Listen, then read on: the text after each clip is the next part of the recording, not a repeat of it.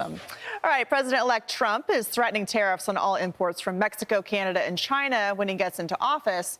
And this could impact the price of everything from technology, cars, food, and other everyday goods. So what do consumers need to know?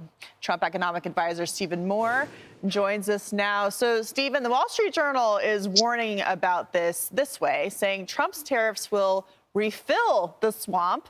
When Washington wants to impose new taxes, including tariffs, the companies and people who would be affected rush to trade associations, public relations firms, and lobbyists for help. So is that the correct analysis, or do you have something else to say about these tariff threats?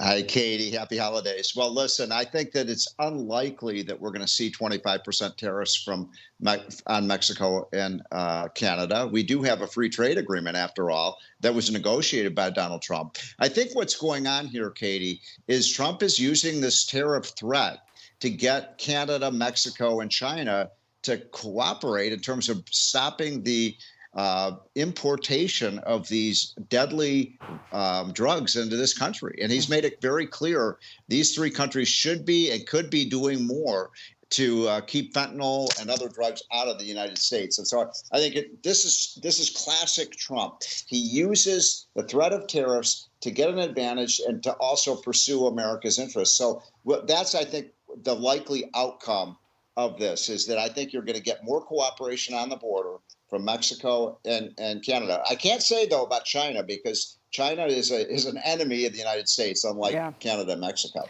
Yeah. So, Steve, what about the trade deficit issue here? Because, of course, there's the fentanyl and the border security. But, Justin Trudeau flew to Mar-a-Lago, and then President-elect Trump joked about making Canada the 51st state if he couldn't get that trade deficit fixed.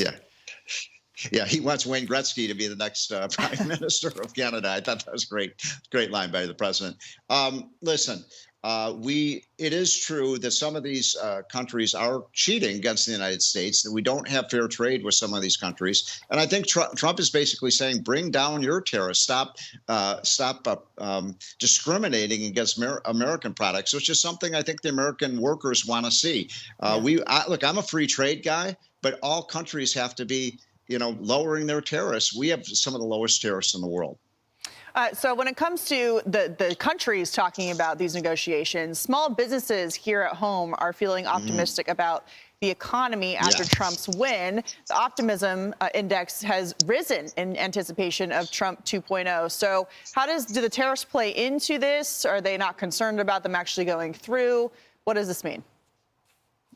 I think these countries have experiences with Trump. They know he means business. We finally have a president look, America has its mojo back right now. We are the alpha male economy in the world. And this new business survey that you mentioned, where small businesses and medium-sized businesses are feeling really super optimistic about what the economy will do in 2025, is an indication that finally we have somebody that's going to be in the White House who doesn't treat American businesses like they're enemy combatants. Right. He's pro-business because he's a businessman himself, Katie. Yeah, I love the alpha male economy of the world. That's a great line and great way to put it. Thank you, Stephen.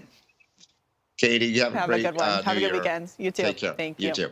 I'm Steve Ducey. I'm Brian Kilmeade. And I'm Ainsley Earhart. And click here to subscribe to the Fox News YouTube page to catch our hottest interviews and most compelling analysis.